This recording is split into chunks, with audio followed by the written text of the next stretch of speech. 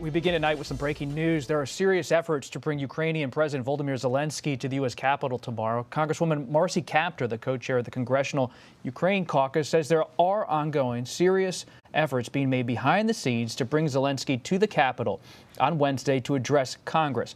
However, she said, and I just got off the phone with her, there is no official confirmation Zelensky will be able to make it. A lot of logistic and security issues that are up in the air. It's all dependent on that. This would be, if he makes it, Zelensky's first time in Washington since Russia first invaded Ukraine 300 days ago. And there was a bit of a tease of what could be happening this week in a letter. House Speaker Nancy Pelosi, she asked lawmakers to journey to Washington, get back to the Capitol for a, quote, very special focus on democracy. That raised a lot of discussion, a lot of questions on Capitol Hill. Our colleague, CBS News congressional correspondent Scott MacFarlane joins us now. Scott, good to be with you here this afternoon, early this evening on Red and Blue.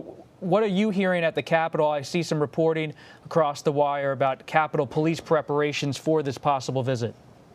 Yeah, Capitol Police source tells me preparations are underway in case the Zelensky visit comes to pass tomorrow. Tomorrow is not just a trivial day here in Congress. They are trying to pass this $1.7 trillion spending plan, which includes billions of dollars in relief and assistance for Ukraine. A pretty pivotal moment for funding to go out to Ukraine, because when House Republicans take the majority in January, there have been questions about whether they'll continue robust funding of the Ukraine war effort through U.S. tax dollars and foreign aid.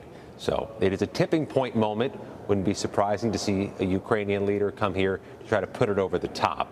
But also, the House Speaker calling back members to be here in person is quite a statement. You'll recall, since COVID began and the pandemic began ravaging the Capitol, they've had proxy voting.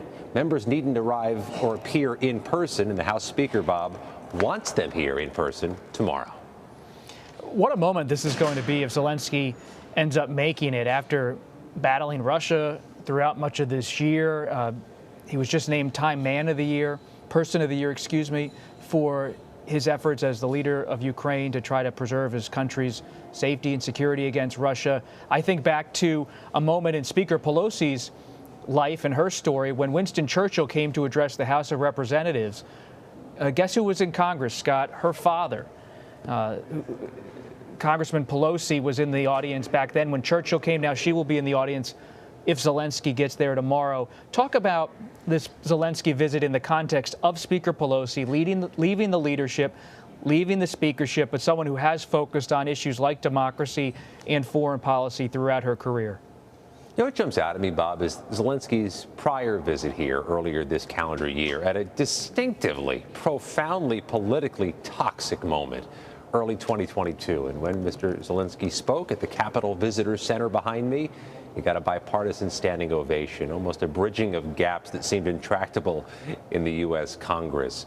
There'd be a lot of fanfare behind this visit, but it's worth underscoring the fragility of a visit, and nothing's guaranteed considering the unique and distinctive security needs of moving Mr. Zelensky.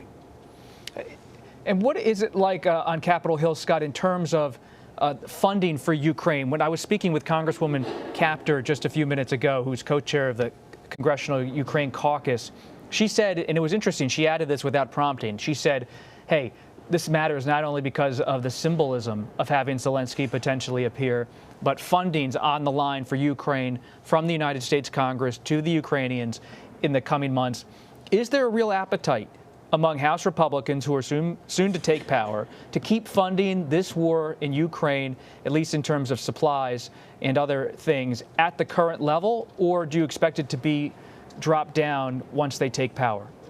Now, what's striking is that's an open-ended question right now, Bob. The Republicans in the U.S. House Conference have given some indication they want to revisit the level of aid. And we also know House Republicans are whipping against this spending plan, this $1.7 trillion plan, which includes the foreign aid to Ukraine. So Republicans in the U.S. House haven't really been at the negotiating table, it seems, in a big way in crafting this bill. But I did spend quite a bit of time this afternoon listening to 5 Republican senators at a press conference on a stem winder of criticism against this bill. They did not mention the Ukraine aid as one of their points of contention. It seems like this is on a trajectory to passage sooner than later, as early as tomorrow. and the Ukraine aid has not been a red flag or a point of contention.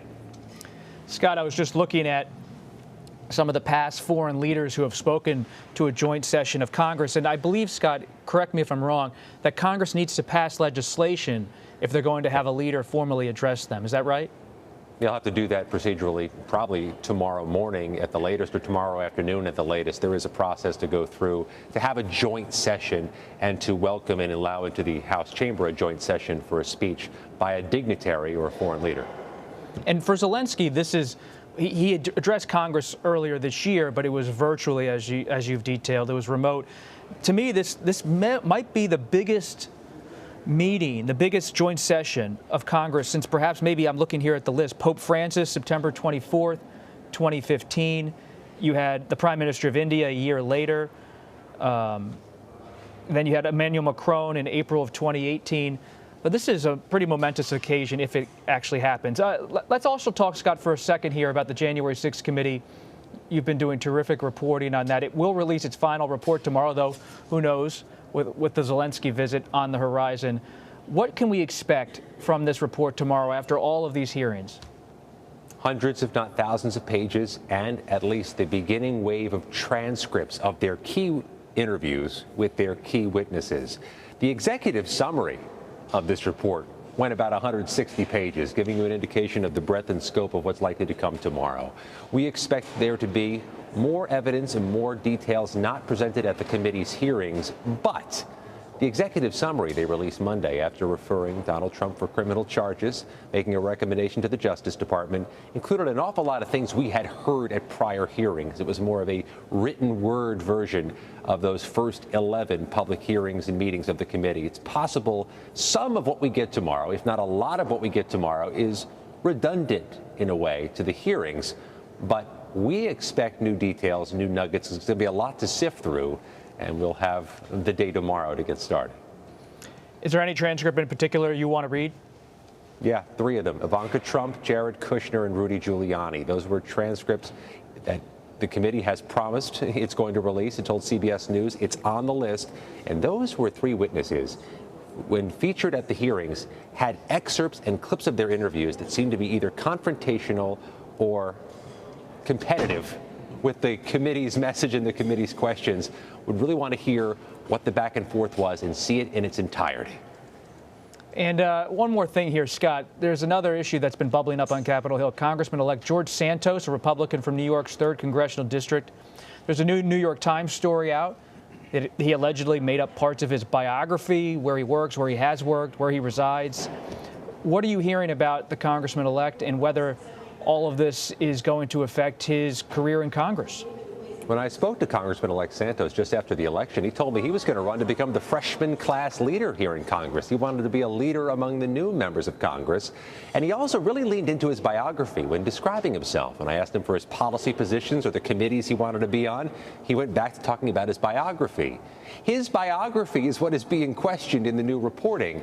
So the political viability of a Santos congressional term is very much in question. How much muscle he'll be able to exert, how much he'll be able to do for his district as a political force in the U.S. House with these questions as a cloud above him. Scott MacFarlane, a man who has a lot of reading this week, a lot of transcripts. Good luck with that, Scott, and thanks for being with us this evening. Thank you. I'm having some bad college flashbacks, but thanks, Bob. Yeah, we'll all need some coffee. We can read together, Scott.